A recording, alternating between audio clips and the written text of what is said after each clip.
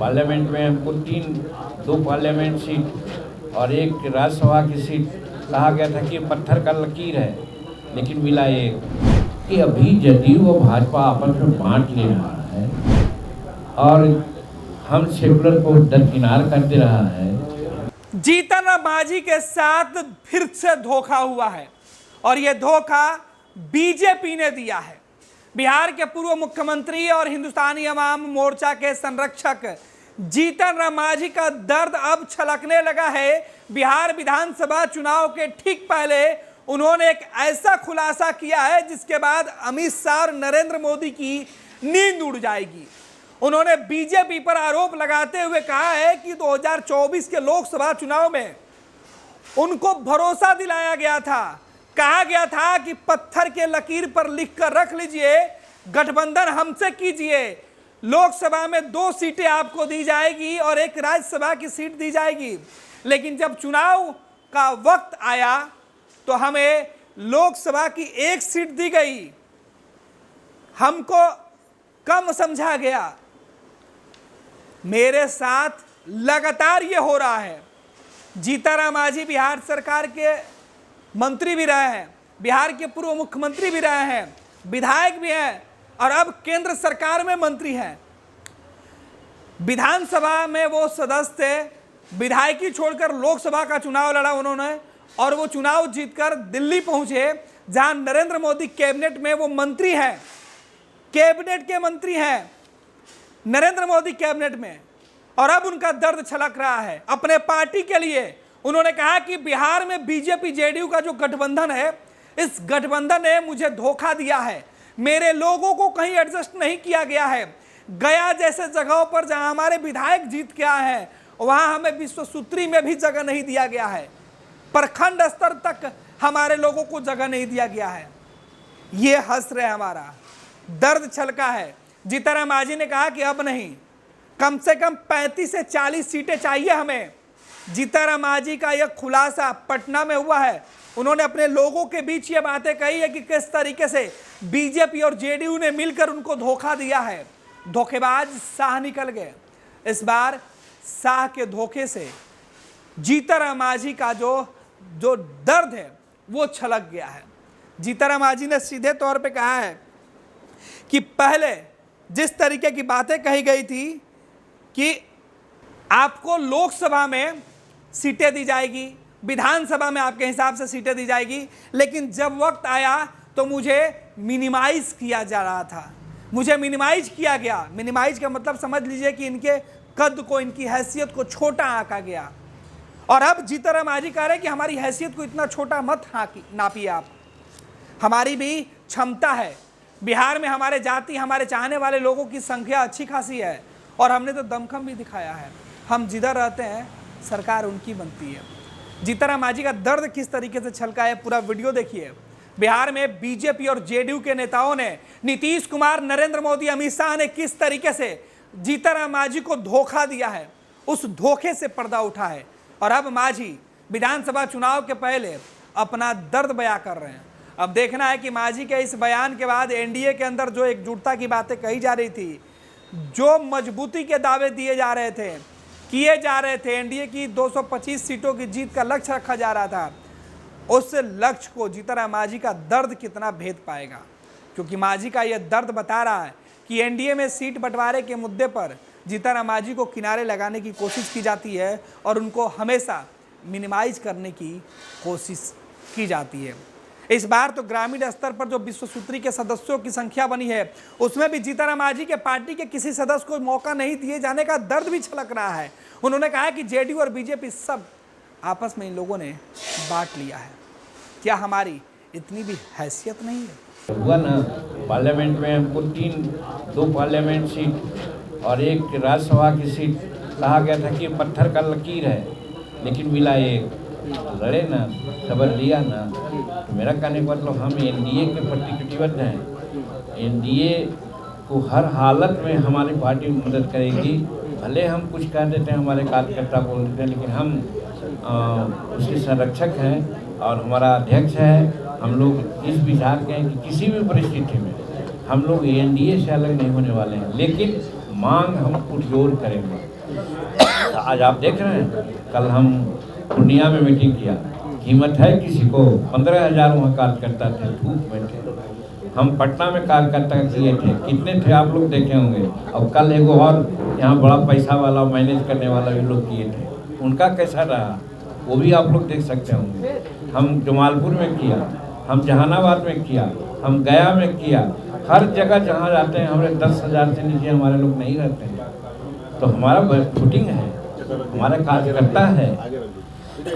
तो मेरा कहने का मतलब है कि हमारा जो कार्यबल है, हमारा जो फॉलोवर है, उसको आधार देखते हुए हम नहीं समझते हैं कि नरेंद्र मोदी जी और अमित शाह ऐसा करेंगे कि हमको पार्लियामेंट में जैसे मिनिमाइज किया गया और उसे लोकसभा ये विधानसभा में नहीं मिनिमाइज किया जाएगा। हम लोग की जो औकात है उसके आधार पर एनडीए से हम लोगों को सीट मिलेगी। अगर नहीं मिली उतनी सीटें तो क्या अभी तो इसके लिए बार बार हम भी मीटिंग में कहते हैं, कल ही पूर्णिया की मीटिंग में भी हमने कहा, उस पर हमसे लोग पूछा तो हमने कहा कि 20 सीट यानी 20 एमएलए हमको विधानसभा में हो जाए, कोई भी मुख्यमंत्री रहे, हम लोग अपना कार्यक्रम को संपादित करा देंगे। अब स्वाभाविक है कि 20 सीट जीतने के लिए हमको विशेष सीट नहीं चाहिए। जैसे गत चुनाव में हम 4 सीट जीत के आए, सीट मिली थी 7। तो उसी प्रकार से हम लोग सोचते हैं कि अगर 20 सीट हम लाना चाहते हैं, जीतना चाहते हैं, तो कम से कम 35-40 सीट हमको मिलना चाहिए। ये हमारे कार्यकर्ताओं की राय थी, जो अनेक कार्यकर्ताओं ने इस बात की चर्चा की है। फिर गठबंधन का जहाँ तक सवाल है, हम लोग नरेंद्र मोदी जी के प्रति अपने दिखलाया है कि उनके प्रति हम लोग हर तरह से कटिबद्ध हैं, साथ हैं। लेकिन कहीं कहीं हमारे कार्यकर्ताओं ने एक बात कहने का काम भी किया। ये निर्णय कोई नहीं है, स्पष्ट है, बता देना चाहता हूँ, ऐसा ना कि आप लोग बात का बतंगड़ करते। निर्णय नहीं है, कार्यकर्ताओं ने जो बातें कही उसका जिस्ट हम बोल रहे हैं। निर्णय तो राष्ट्रीय अध्यक्ष बोलेंगे कि आपको नेतृत्व पर, एनडीए के नेतृत्व पर निश्चित रूप में दबाव डालना चाहिए कि कम से कम हम लोगों को 35 सीट 40 सीट मिल जाए।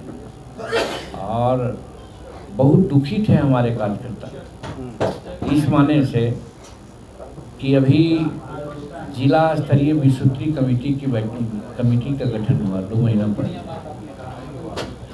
उस समय हमारे कोई जिला में हमारा उपाध्यक्ष नहीं दिया गया, या सदस्यों की संख्या जब गया में मात्र 1 सदस्य की संख्या दी गई, जहां 3 विधायक हैं, 1 एमपी हैं, वहाँ तो भाजपा और हिंदुस्तानी अवाम मोर्चा सेकुलर 3-3 सीट जीते हुए हैं, 6 सीट 10 सीट।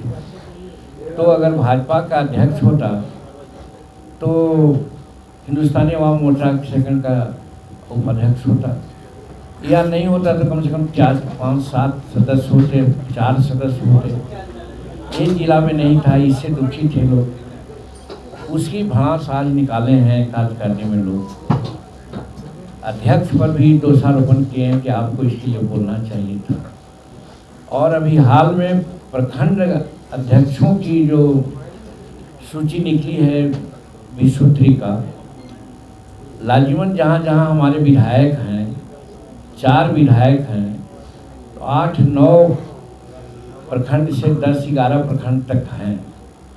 तो उन प्रखंडों का अध्यक्ष तो कम से कम रहना चाहिए हिंदुस्तानी अवाम मोर्चा सेकुलर का, लेकिन कहीं नहीं देखा गया, सब भाजपा और जदयू ने बांट लिया। इस पर बहुत गुस्सा में लोग थे और अपने नेतृत्व पर भला बुरा भी लोग कहा, साहब आपको बोलना चाहिए,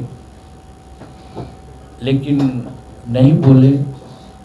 बात बनी है कि किसी सूरत से उनको कहा गया कि आप नेतृत्व को कहिए कि जहाँ जहाँ हमारा विधायक है अब विधायक के क्षेत्र में जैसे टेकारी है, टेकारी में 2 प्रखंड हैं जी, 2 प्रखंड हैं, तो 2 प्रखंड का कम से हर प्रखंड का अध्यक्ष होना चाहिए।